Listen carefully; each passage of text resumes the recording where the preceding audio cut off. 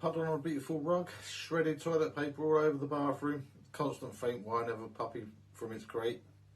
Does that sound familiar? Yeah, it probably does. You were probably picturing long, happy walks in the park, cozy nights cuddling on the couch. You were promised a furry best friend, but instead you're living with a tiny, adorable nightmare. It's chewing up your house, using your floor as its own personal toilet, and it's keeping you up all night, and you're exhausted. You're frustrated and probably starting to wonder, have I made a huge mistake? Well, let me tell you right now, you haven't, and you're not alone in this. What you're going through is totally normal, but even better, it's totally fixable.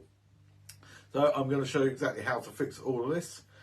Good news is it's not about expensive trainers or complicated techniques. The secret, the absolute game changer for new puppy owners, is a simple daily schedule. A predictable routine is going to transform your puppy's behaviour. It's going to bring peace back to your home and finally let you get some sleep. So this isn't just a theory, this is the framework that turns chaos into calm. So let me show you how. So before we dive into the hour by hour plan, you need to understand why a schedule is the magic bullet for pretty much all puppy problems. This isn't about being a drill sergeant, it's about speaking your puppy's language. And that language is predictability. Puppies, just like little kids, they thrive on routine. So think about it. Their entire world just got turned upside down. They were taken from their mum and their siblings and then dropped into this strange new place with new sights, smells and new people. They're overwhelmed and honestly, they're probably a little scared. So the schedule creates a predictable rhythm to the day. It tells them, hey, this is a safe place. I know what's coming next. I don't have to be so anxious. And that drop in anxiety is the first step to solving so many behavioural issues. Secondly, schedule is the key to unlock your potty training as well. Puppies have tiny bladders and super fast digestive systems. When you feed them at random times, you just sign yourself up for random accidents. But when you control when the food and water go in, you get a ton of control over when it needs to come out. So a consistent feeding schedule also leads to a predictable potty breaks, which is the secret to getting your puppy house trained in record time. It's all about being proactive, not reactive. And finally, a schedule stops two biggest triggers for bad behaviour: boredom and being overtired. Have you ever seen a toddler that's had a complete meltdown at the end of the day?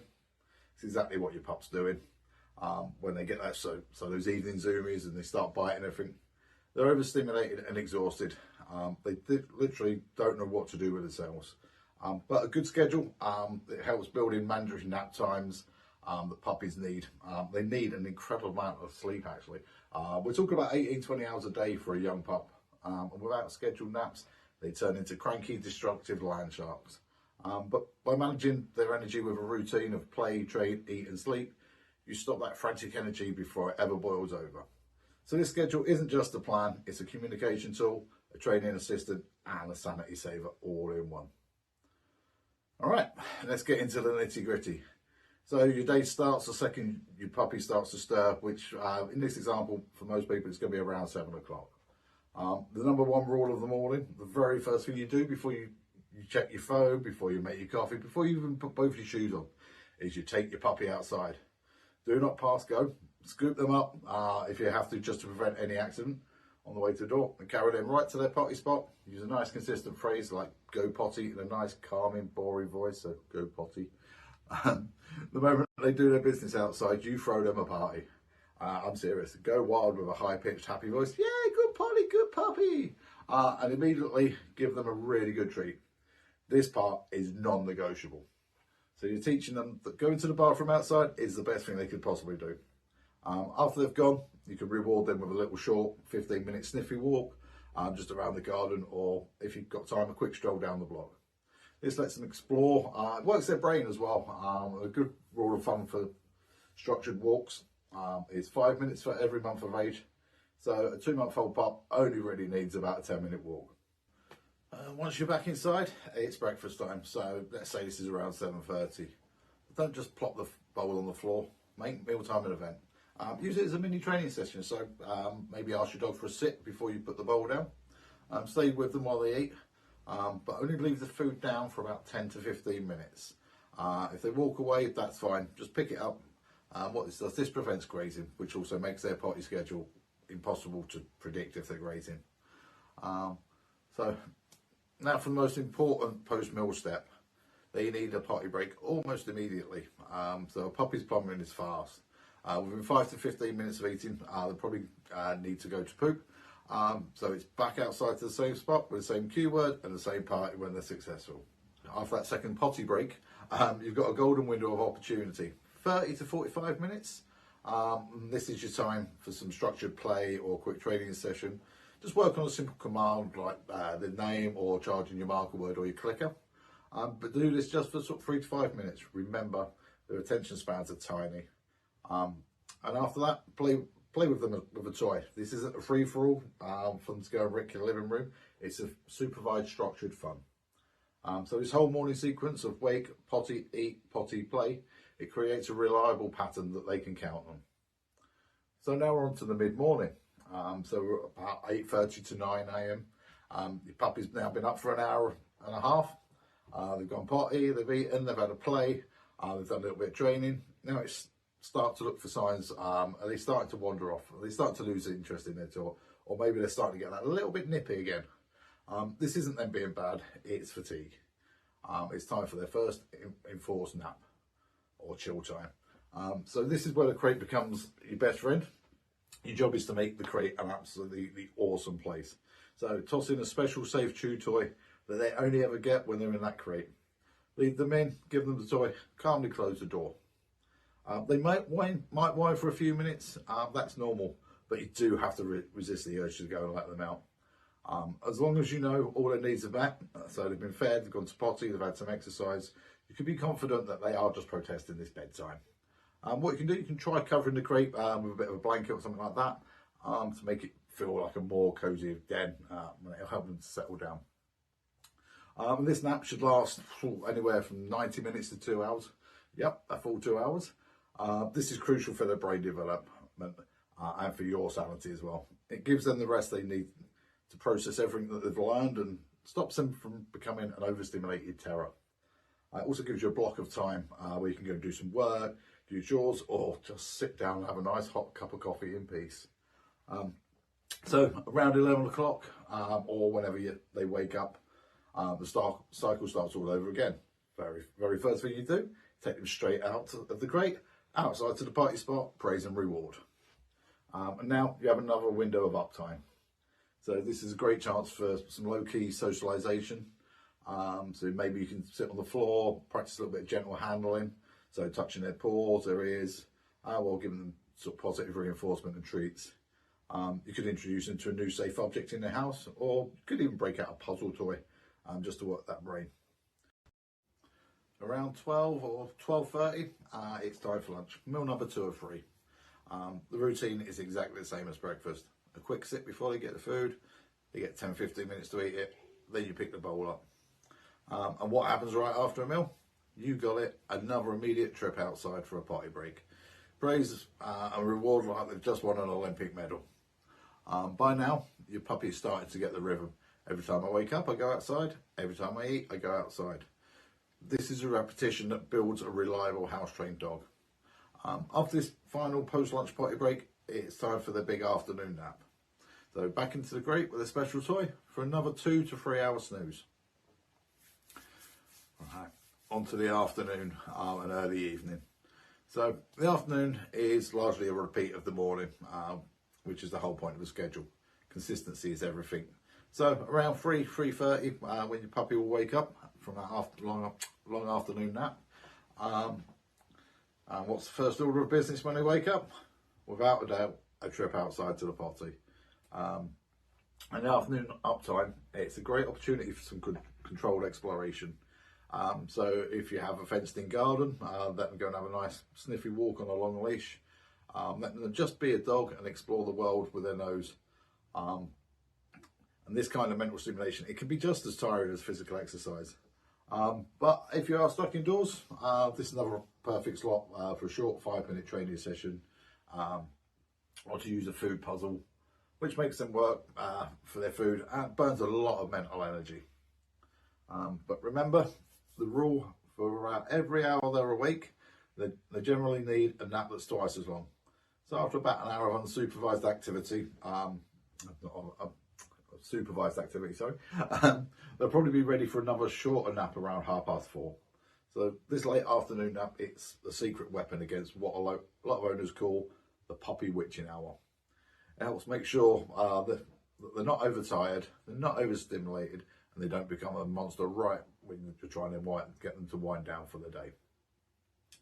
So around 5:30, 6 o'clock, it's time for that third and final meal. It's a good idea to feed them dinner on the earlier side, because you want to give their system plenty of time to fully digest and have all the necessary potty breaks before bedtime. So the routine is the same as all the other meals. Ask for a sit, limit the time to eating time to 15 minutes, and then boom, straight outside for a potty break, praise and reward. So the post-dinner period is often where puppy owners get into trouble. The whole family is home, the house is busy, and it's easy for the puppy schedule to just fall apart. But this is where you have to be the most disciplined. Keeping structure in this part of the day is what will save your evenings. Right, on to the last part of the day and the evening and the wind down. So this is often the most challenging part of the day, the evening. This is when puppies frequently get their second wind, which can quickly turn into destructive chewing, biting, and also a classic case of the zoomies. But if you followed the schedule, made sure that they got that late afternoon nap, you're already halfway there to a nice peaceful evening. So after the dinner and the potty break that follows the dinner, you'll have another window of active time. But this is not time for high energy games like fetch or tug of war. We are officially in wind down mode now. So the whole goal is to bring the energy level down, and not just with your dog, but in the whole house. This is a perfect time for calm activities. For example, giving your puppy a long-lasting chew, like a stuffed Kong, just in their bed or their playpen, while the rest of the family is eating their dinner. This teaches them sort of how to settle down calmly while you eat, and not come begging. And after dinner, you can practice some gentle handling, like brushing, massaging their ears and paws, and this gets them used to being handled. And it's also a really calming way to bond with your puppy as well. What you want to do as well is plan for another potty break around 7:30, 8 o'clock. Never assume they don't have to go. Always give them the chance. So a general rule for bladder control is that a puppy can hold it for about an hour for every month of their age, plus one. So a 2-month-old puppy can theoretically hold it for about 3 hours during the day, but should be taking them out way more often than that anyway. And at night, they can usually hold it a bit longer. So last sort of bits now, between 8 o'clock, 9:30, your puppy might get another little bit of burst of energy. If they start getting a little extra bitey or frantic, usually sign of tired again. So redirect their biting onto a toy. If that doesn't work, it might be time for a very short 20 to 30 minute power nap in the crate, just to take the edge off them and give them a chance to calm down a little bit. And the absolute last thing you do before putting your puppy to bed for the night is take them for one final boring potty break. And I called it boring for a reason. It's not playtime. What you want to do is just want to carry them out there, stand in their spot, use the potty cue and just wait. Give them a few minutes, and as soon as they go, praise them calmly, carry them right back inside and into their crate for the night. This should happen around sort of 10 to 10:30, right before you're sort of going to bed. But make sure to pick up their water bowl about an hour before this final sort of bedtime. It just helps them make it through the night. But for the first few weeks, you probably have to get up at least once during the night for a potty break. So set your alarm for 3 or 4 hours after they went to bed. When you take them out at night, keep it as boring as possible. So no talking, no eye contact, definitely no playing, just potty, and then right back into the crate. What this does, this teaches them that nighttime is for sleeping, not for hanging out and playing. So I know this seems like a lot, it looks rigid and demanding on paper, but I promise you, after a few days of sticking to this routine, you will see a massive change in your puppy's behaviour. The accidents will start to disappear, the frantic biting will calm down, and the crate will become their peaceful den instead of a place of protest. So this schedule gives your puppy the predictability and the security they are desperately craving. And they're desperately craving this in this new strange world. It really helps to build their confidence as well. It makes the rules of your home crystal clear. And most importantly, it lays the foundation for a lifetime of good behaviour. The key is consistency though. Everyone in the house has to be on board and they have to follow the same routine. Won't be perfect every day, and that's okay. Life happens. But the more you stick to the rhythm of wake, potty, eat, play, potty, sleep, the faster your puppy will learn. You didn't bring home a nightmare. You brought home a baby animal who just needs you to show them the way. You're the teacher, the leader, and their source of security. So with this schedule, you have the single most powerful tool to be the best leader your puppy could ever ask you for. Thanks for watching. If this video was helpful, please give it a thumbs up and think about subscribing for more practical puppy advice. And please let me know in the comments what your biggest puppy struggle is right now. I'd love to help you, and I'll see you in the next video.